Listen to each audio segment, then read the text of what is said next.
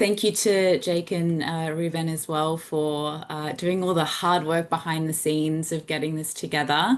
And also for your soil spiel at the start, because I will confess I'm not a scientist, I'm not a soil expert. So I'm here to talk about communications and more broadly science communications. So my focus is definitely on climate and sustainability, and those are two obviously very important facets of soil science and soil health. So today is going to be very much about how we can cut through apathy, change culture, and inspire action through effective communication.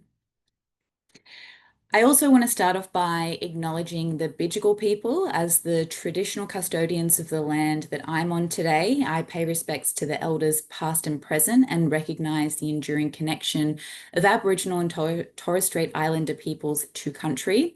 And I also invite everyone to just take a moment to reflect on the traditional owners of the land that you're on today. So here's a bit of an overview of what we're going to chat about tonight. So I'll do a bit of an introduction to myself, my background, and to science communications and effective communications in general. Then we're going to look at why communication is really the secret source of science impact. Then we're going to go through some common science communication mistakes.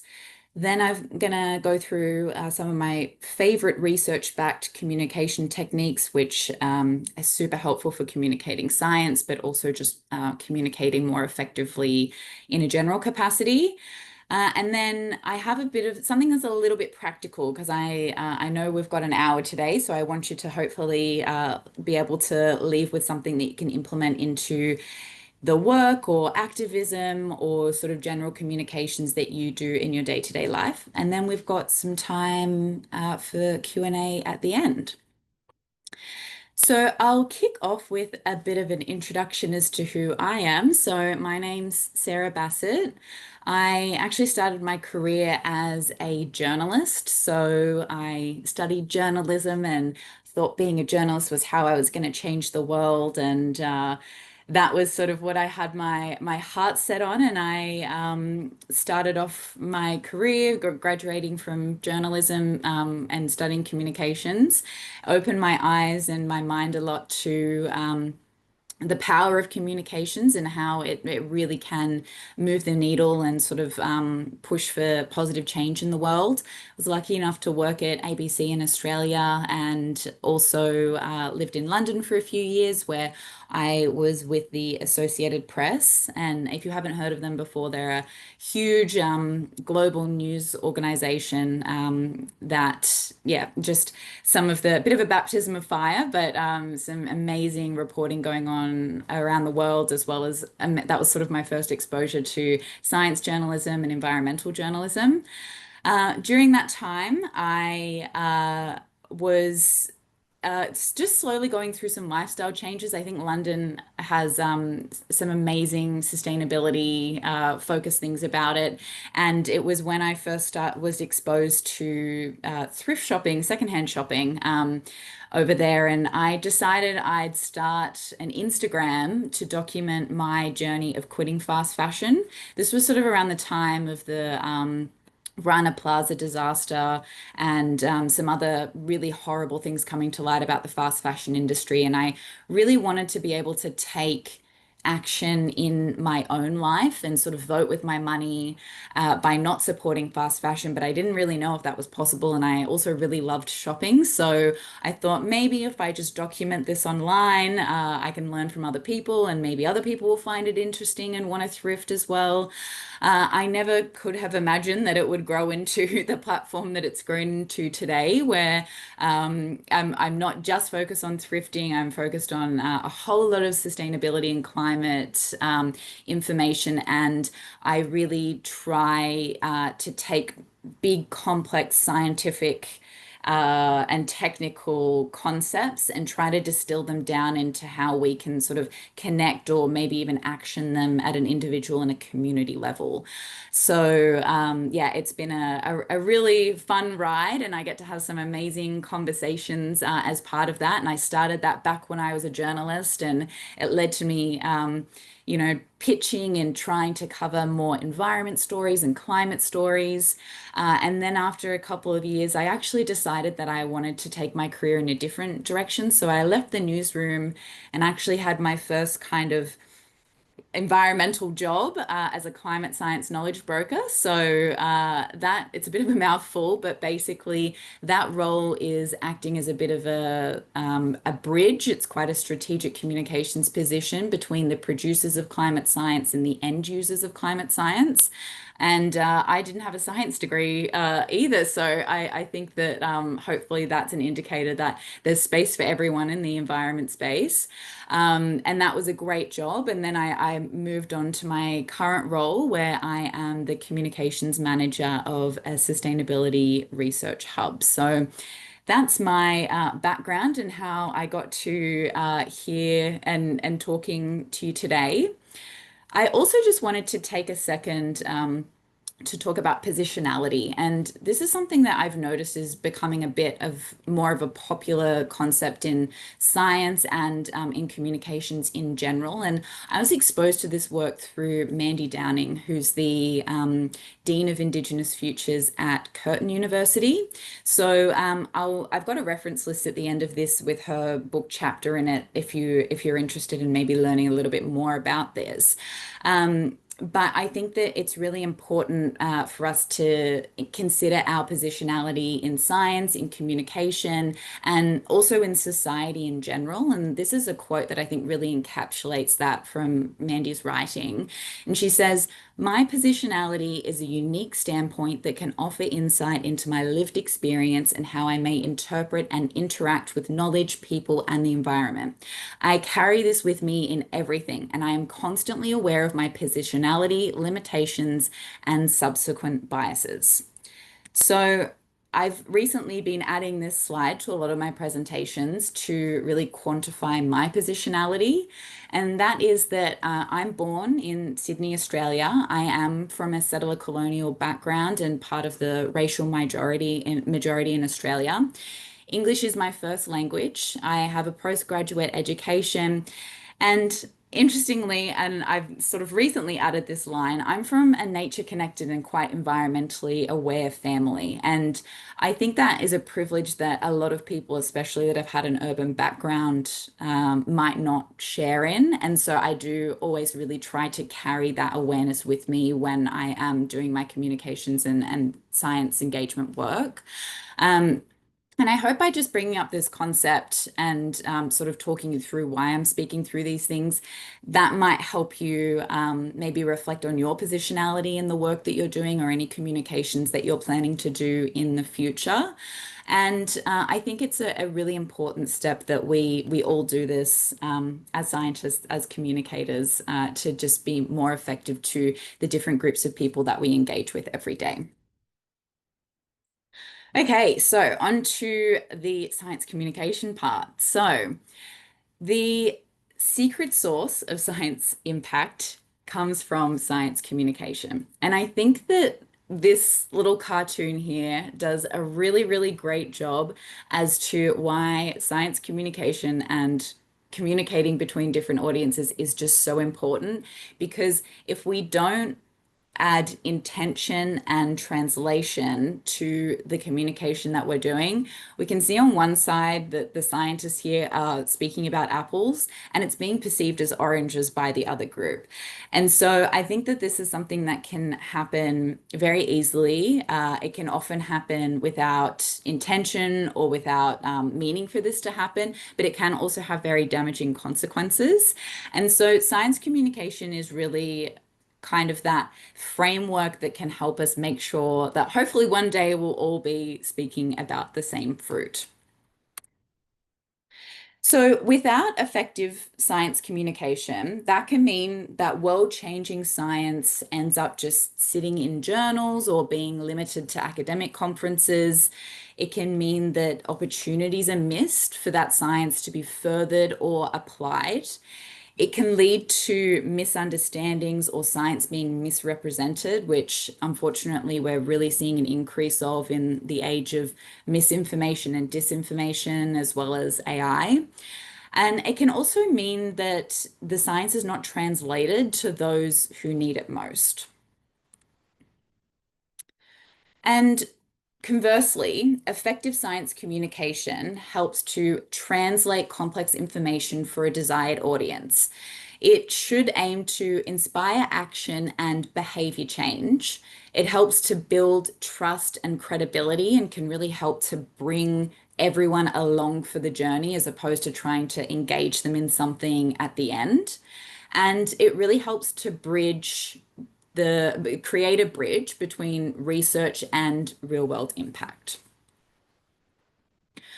So I think that this is a really great graphic as to the loop that science communication is. And I think that this maybe does a better job as opposed to comparing it to something linear like a bridge or a road.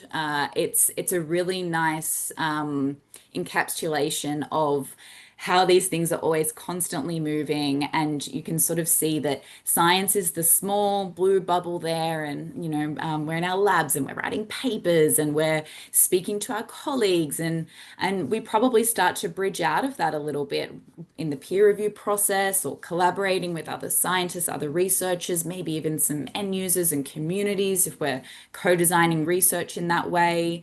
And then hopefully we'll sort of keep moving out of that and we'll help get that science into things like industry or, or science to policy and impacting governments, educators to make sure that information is continued to be passed on. And then we get out into the really wide system, and that's sort of the general public, and that can shape things such as knowledge or technology or health and well-being, and especially looking at systems thinking there. These are sort of the different pathways that science can take to amplify its overall impact.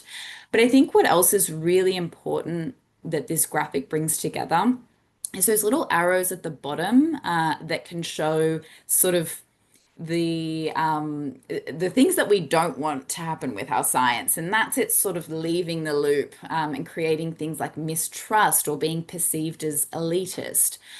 Jargon can be quite alienating to a lot of audiences, and things like exclusivity and tradition, which sometimes science and academia can be sort of conceptualized as not as inclusive spaces, and that can really stem from and sort of be increased if communication is not effectively designed and that engagement piece isn't there.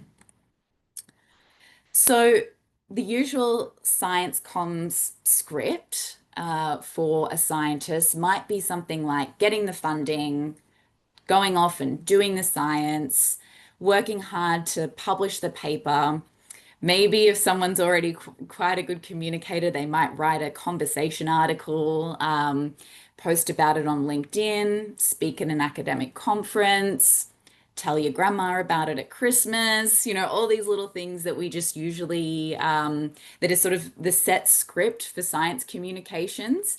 And this is where often I think you can see sort of, this is sort of your basic getting the word out there and telling people about your science compared to, some more sort of complex communication strategies that are a little bit more impact focused.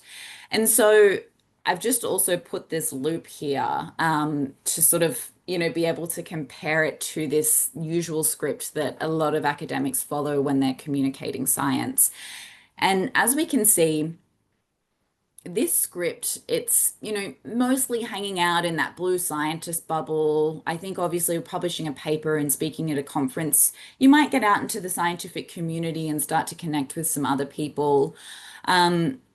if you're a good networker, maybe you've got some great contacts in industry or government or educators already, and you sort of might have those pathways a little bit. But it's going to be really hard to sort of start getting into that big pink bubble where we're really going to see impact generated with this sort of limited communications strategy. So I think the other point as well is that it also does start to increase the risk of potentially maybe going down some of those lower arrows of it being considered elitist or exclusive, especially maybe through publishing a paper, there might be a lot of jargon in that, and that translation piece hasn't happened for it to start to get into those other circles. So I think that, you know, although there's definitely some communications work going on in this script, there's also a lot of potential without having to sort of, reinvent the wheel or add a whole lot more work to someone's plate to actually start furthering the impact of that science through better designed communications. So, just a note on informing versus translating. So, often, especially when you're an expert in a field, it can be hard to empathize with in the form of the way that you're communicating with someone who doesn't have the baseline knowledge that you have when you're trying to communicate something. And so, just transferring information without a strategy behind that is very rarely effective in creating impact or creating a behavior change. And it's also very easy to do this through the lens of a deficit model. So that is, if you've not heard of this term before, it's assuming that a lack of information or knowledge is why science isn't being applied, or it's assuming that your counterpart just doesn't have the information or the understanding or the intelligence to grasp or do what you're saying. And it's often quite a damaging way to communicate things, and it's also a very easy way to alienate people and put people offside and probably do the exact opposite of what you're trying to do. So this is where the difference between informing and translating really comes from. Informing can be just throwing a bunch of facts at people. And whether or not they might have the knowledge, the pre-existing knowledge to understand that, isn't really the biggest indicator as to whether they're going to act on that information. But rather, change often comes from receiving information in the right way as opposed to just receiving the information itself.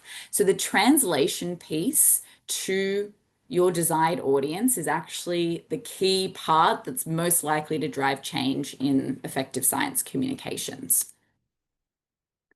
So I've brought some examples here of what translating complex science can mean for different audiences. So, for example, if our messaging was 4 degrees of warming will be catastrophic, there is a lot of different ways to engage audiences with that information. So, as we've got on the left here, that's a synthesis report specifically designed for policymakers from the IPCC. So, that's quite a long report. It's relatively technical, but not too technical that it would alienate a policymaker who's likely not a climate scientist. But it distills a very, very large IPCC report down into exactly what a policymaker would need to action the information in the latest IPCC report. So that's a really useful way to communicate complex information with the policymaker audience. Would that be useful to someone scrolling on TikTok? Probably not.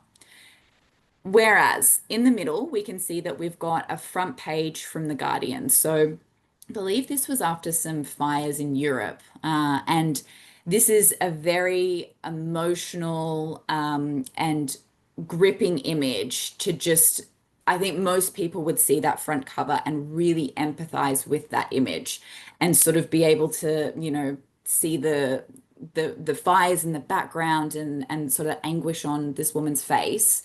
This is a sort of a type of framing that would work really well with the Guardian audience, who, it's not as polarized as some other media sources, and this would resonate quite well with that type of audience who might still read a newspaper, and actually connect with the climate issue in that way.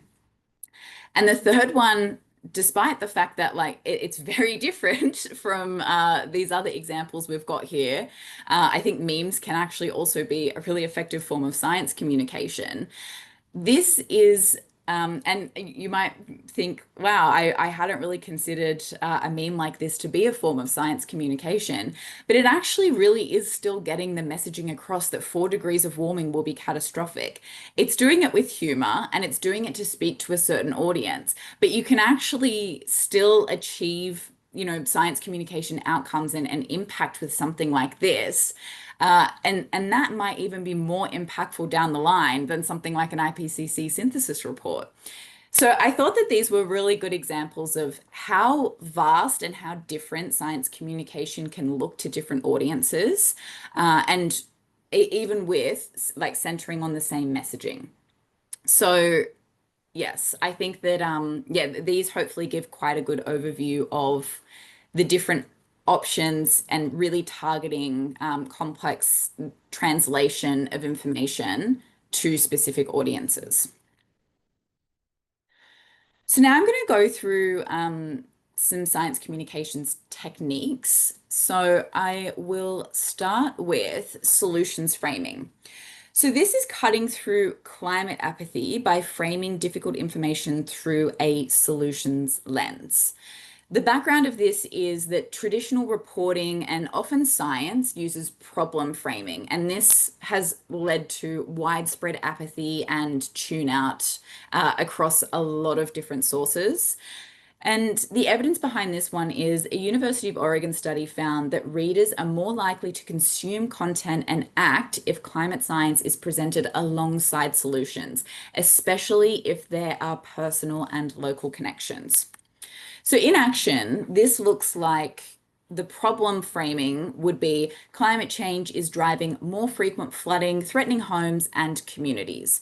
To flip that script and still tell the same story, we could lead with something like by restoring wetlands and mangroves, communities can reduce flood risk, protect wildlife, and create natural spaces for people.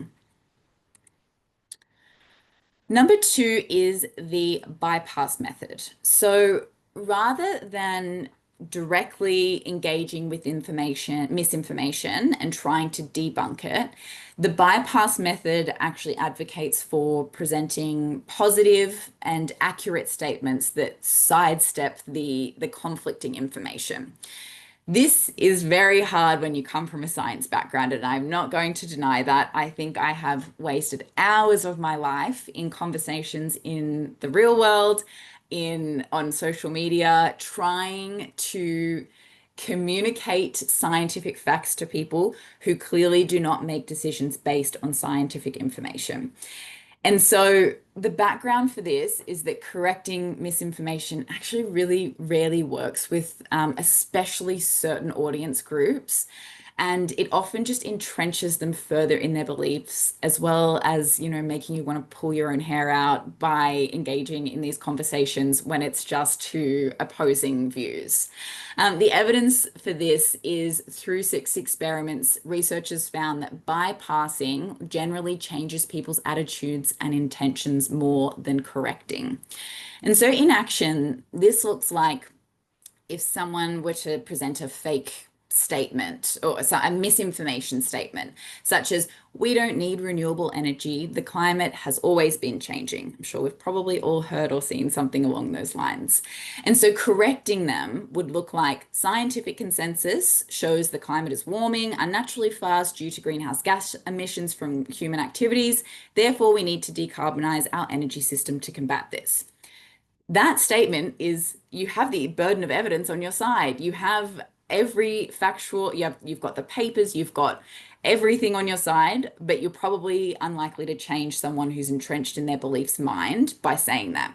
Whereas the bypass method would advocate for saying something like, Renewables are now the cheapest form of energy and aren't as polluting as coal and oil. I'm excited to have lower power bills and cleaner air. So these statements, they're both factually correct. It's just that one is actually bypassing and trying to push someone, or sort of rather move around the entrenched belief that they have to still get to the same outcome that you want from them on the way you might want to influence them. But you're sort of, just going past the roadblock of probably, hours and hours of scrolling online that's entrenched that belief that you're not going to be able to undo in one conversation. And this one I've found it can be difficult to implement this in something like an academic space, but I do find this one is one I use a lot in my personal life, and especially when engaging with people on the internet as well. And thirdly, we've got binary climate visuals. So this is representing climate data in a way that shows a significant change instead of incremental rises. And just a bit of a caveat here, I realize these techniques are all quite climate focused. There is obviously a lot of ways to, the techniques are quite applicable to a whole range of different information. I think obviously I've just come at them from a climate way, and they are they are climate communication focused, but the techniques themselves really stand up, across a whole range of like scientific communication strategies. So yeah, hopefully that helps just sort of in case you're thinking, oh, I wonder, I don't know how to apply this. I think, yeah, these are really applicable across a lot of different forms of science. So the background for this is that our human brains are really bad at sort of conceptualizing and understanding the gradual, slow nature of climate change. And it really leads to apathy, and it can disempower people to take action. I think we've all heard of the boiling frog sort of analogy of, when the water's slowly boiling, the frog doesn't realize it's boiling. And so this binary climate visuals technique is a really good way to combat that. So researchers undertook some large-scale cognitive experiments and found that presenting people with binary climate data, e.g. lake freeze history, and I'll show you what that looks like in just one second, that significantly increased the perceived impact of climate change compared to charting things like temperature rise.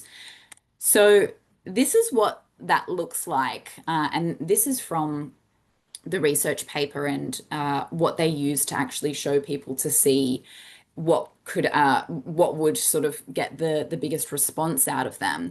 And it actually found that showing the history of the lake freeze, because it is a very clear, it froze or it didn't freeze, and you can see that as time goes on, it's freezing less and less, that helped people perceive the concept of climate change a lot more than showing the average winter temperatures.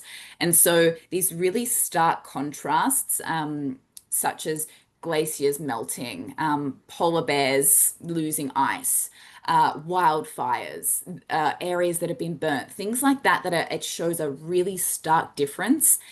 Get into that lizard part of our brain where we can really understand it and we can really conceptualize it.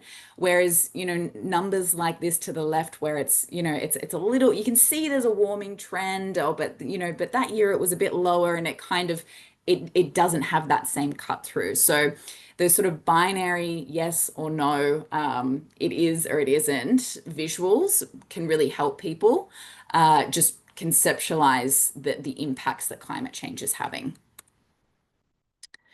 So just, how am I going for time? Okay, so some key communication considerations.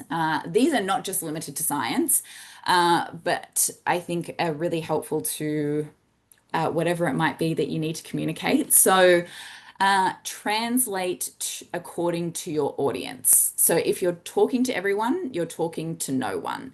Often communication is seen as this sort of tick box, I've written the article, I've done this LinkedIn post, I've done X, Y, and Z, and I'm finished.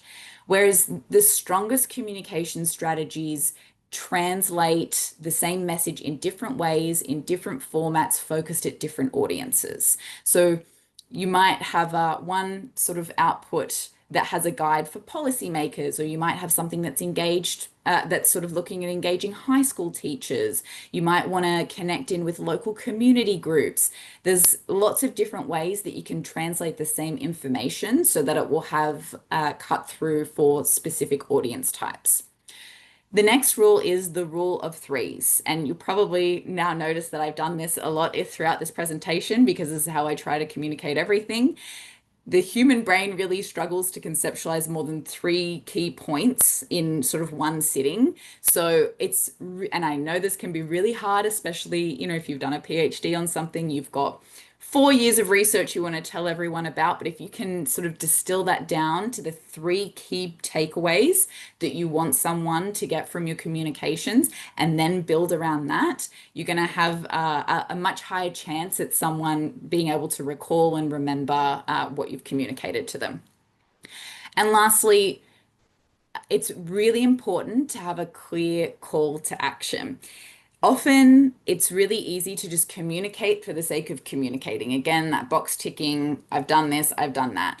But you really want to think about, especially in the information age that we live in today, where everyone from the second they wake up to the second they go to sleep is constantly bombarded with information. What do you want someone to do with that information? Do you want them to read more? Do you want them to go to the next webinar? Do you want them to follow you on social media? Do you want them to sign a petition? Do you want them to fill out a survey? Always think about that call to action that you want someone to take and then design your communication around that, not the other way around. And this is especially helpful if you can do it in the context of a user journey. So a user journey, so they're also called customer journeys or marketing funnels. And this is something that I've definitely gotten from my communications marketing side that I've been working in. And I'm really trying to pull this over to science because I want it to sort of become a bit of a norm over here, because I think it's a really good framework for designing pathways to impact, especially with our science. So it's a great way to consider how your communications can take an audience from A to B, and it really helps prevent that kind of communications just for the sake of it that I've been speaking about. So a visual for this. I've actually put on my to-do list, I need to design a science version of this graphic because I realize this is very marketing focused. But basically, I hope it can help still communicate that you're taking someone from step A, so imagine they're at awareness, and then maybe step B is advocacy. And this is just a framework for trying to design the steps that it would take and the touch points you'd want for someone to do that to get to step B. And so, you might not be working with things like blogs or websites or things like that. But instead, that could be things like your social media page. It could be things like engaging people with your journal articles. It could be maybe personally trying to get them to connect with you on LinkedIn. Just designing out those different steps that you want people to take. And then once you've sort of got that, maybe as part of your research project, your assessment, maybe and like some activism work that you're doing. This is a really, really useful framework to actually sort of engage people over the long term as opposed to just dumping information on them and expecting them to figure out what to do with it. So the more that you can guide people to try and influence them to follow this path that you're creating, the more likely you're going to be able to create the impact with them. So something like this could be designed for policymakers if you want your science to impact policy.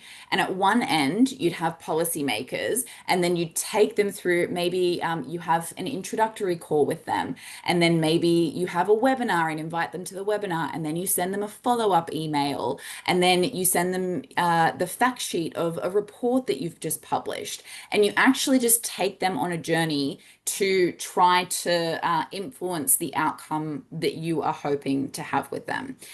So I hope this makes sense. I realize it's not a very good graphic, and I'm definitely happy to answer more questions about it in the end, in the Q&A. Um, but I think this is a really helpful starting point of just designing a basic user journey. So thinking about where is your audience starting from. So maybe they have no knowledge of your science, or they might have knowledge of previous science that hasn't been updated with sort of what's currently out there. And that could be a policy lens. Maybe from a school lens, they could be starting from a school doesn't teach anything about microplastics, and you're trying to increase engagement and awareness of microplastic analysis in schools. And then, so where do you want to take people with your information? So maybe you want to change policy. And so you will design your communications with that endpoint and call to action in mind, being to change the policy. Or maybe it's to encourage people to take place in something like a local initiative, and that could then be your call to action, or where your communications are leading people. Number three is, what information gaps might they have that need to be filled along that journey. So identifying, and the best way to figure this out is by having conversations with people and talking to them and understanding what gaps exist and how you can sort of co-design and co-develop things together to help solve those knowledge gaps. And that's another part of your user journey. And then finally, number four is, how can you communicate with them to take steps from A to B? So again, just going back here, designing these little communication standpoints as to how you're going to take someone from A through to B. And that's it. Great. Thank you everyone for listening. I hope that made sense, and that was some sort of practical techniques that you can use, whether it's communicating your science, whether it's just trying to have better conversations in your real life, whether it is trying to move the needle on some topics that you're passionate about. I think communication, it's often a forgotten kind of, something that's often done as a tick box exercise at the end of projects. Whereas if we can sort of take a step back, especially with something like that user journey framework, and really try to be a little bit more strategic around the way that we plan to do these things, without much more effort, we can definitely have a lot more impact. Thanks, Sarah. That was amazing. Great insights there and a really good talk. Just going to go to the chat now, see if there's any questions. Ella says, love this work so much. Oh, someone's blocking the way. Would love to hear more from Sarah. I think that probably means about her most memorable communication wins or needle move. Oh, that's a good one. I'm just sorry, this is kombucha. I'm not drinking a beer. I realize it looks like a beer bottle. Okay. Um, most memorable. Yes, that's a big one. I think I will say I'm fortunate enough to say that I get messages frequently, probably daily, definitely a few times a week, from people through Instagram who just tell me a sustainable change that they've made in their lives. And it's such a privilege to have that. But I have people send me things from just to say, oh, I look at this thing that I thrifted, or I've just joined like a local climate group, and it's really nice being able to like talk to people and connect with people in real life. And people also just sending me their work, their podcasts, or like anything that they're working on that has any sort of sustainability or climate angle. I think one, it's so empowering and inspiring to me just to see the work that's going on out there. And I really try so hard to get back to everyone, because it really just sort of helps me fill my cup to see that other people care about these issues as much as I do. But then, yeah, it's just so lovely that people think of me, and to sort of share that information with me. It's such a privilege. Cool. Nice answer. Lachlan says, how can I, as an educator in the horticultural field, broaden the communication between the scientific community and our youth? Can it be as simple as providing a bridge between the two? Excellent question. I probably need a few hours to to really give you a good answer for that one. I feel like the short answer is like memes or like short video content. Um, but I think, yeah, it's just I think it's really maybe trying to identify like some champions in the space, whether that is through social media or sort of like key thought leaders or thinkers or things like that. Like I'm even just thinking of people that I follow on Instagram that kind of create content around that space. And I think these are people who already really have a knack for communicating and engaging that information. They sort of already are the bridge. So sometimes, you know, we don't need to build whole new bridges. We can try and tap into people that have already built the bridges.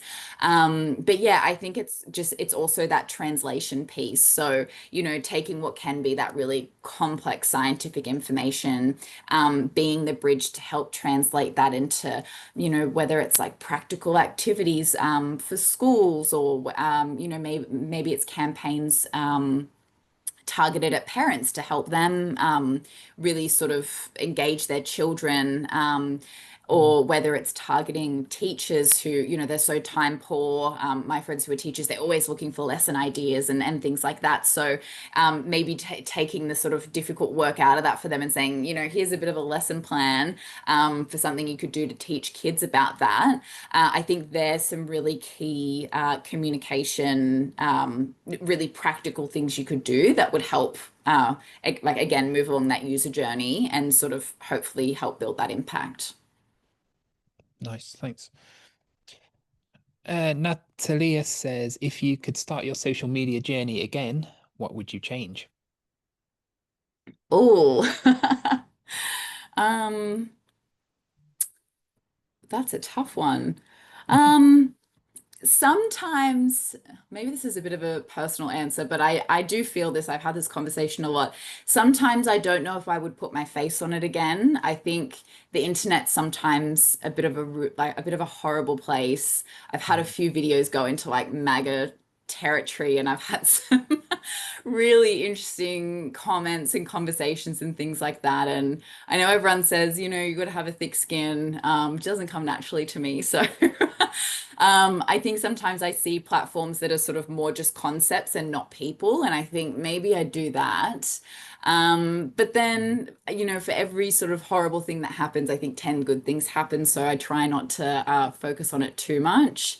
The other thing I would do is be more strategic earlier on. I think I just used to post any old thing, and I didn't really have a goal or a concept. I was just posting whatever came to mind. And then I Yeah. think when I really started sharing what I was passionate about and sort of bringing in other areas of my life, I think it probably took me a good 4 or 5 years before I started speaking about communications and science, with any sort of not credibility, but confidence, I guess. I think Mm. the fact that you know, I still don't have a science degree, I held me back for a long time because I didn't feel qualified to kind of speak on those issues. And I didn't feel like I kind of had the right to say that. Whereas now I've sort of developed the confidence to sort of be both the student and the communicator and be very open that I don't have a science degree and I'm just good at communicating things, probably better because I don't have a science degree, especially to non-technical audiences. Mm. But yeah, I think that's the two things I'd do differently. Nice. So every single one of your posts, are they really thought out and intentional rather than just kind of posting anything that comes to mind?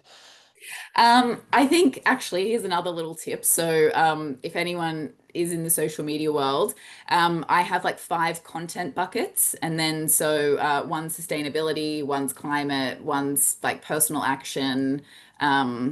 I can't even remember them. This is how much my brain is in my Notion. And so I just cycle through those, and I just try to do one of each. And actually, yeah, just starting with like those, having those 5 topics and then just creating around that, I think takes so Mm. much mental space. But you know, sometimes I get a bit of an idea. I don't know, when I'm at the gym or I'm in the shower or something and I just have a bit of a left of field idea and I thought, oh, I'll try that. And sometimes it works out, sometimes it doesn't. You never know. Mm, But yeah, yeah, I think it's good to have a plan, but not get too sort of obsessed pigeonholed with it. into it either. Yeah, okay. Casey says, really interesting insights. I am a scientist who has found herself down the sales admin slash management rabbit hole in the commercial sector, and I would like to shift, move back into science communication. So another question about good books and courses. Is it worth going back to university for a course in climate sustainability and communication? Uh, I think it sort of depends if you feel that having that extra credential would help. For me Mm. personally, when I first started working in climate science, that was also when I decided to go back and pursue postgraduate studies. So I enrolled to do a more general Master's of Environmental Management because I already had the communications degree. And I think for me, that really did help build my confidence in sort of being able to sort of back myself as a science communicator a little bit more, understanding a bit more about academia. I also just love studying, so a bit of a Mm. nerd. So I think for me, that was a great decision and it really worked for me. I think there's also so much you can do that's not just focused on doing a course. Like, there's different online and free resources that you could start with. And yeah, I think even just starting to do that work, whether that's on social media, whether it's, starting to do that translation just for your own audiences or for maybe for other audiences. There's always content creators looking to sort of co-collaborate on things, can be a really good step that doesn't involve a whole other degree. Nice, good answer. Uh, Nyla, I think that's how you pronounce it. Sorry if it's not. Says any book or course recommendations on the subject?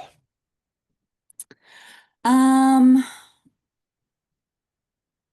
I think anything by Catherine Hayho, I think is how you say her name, the climate. She's an excellent climate communicator.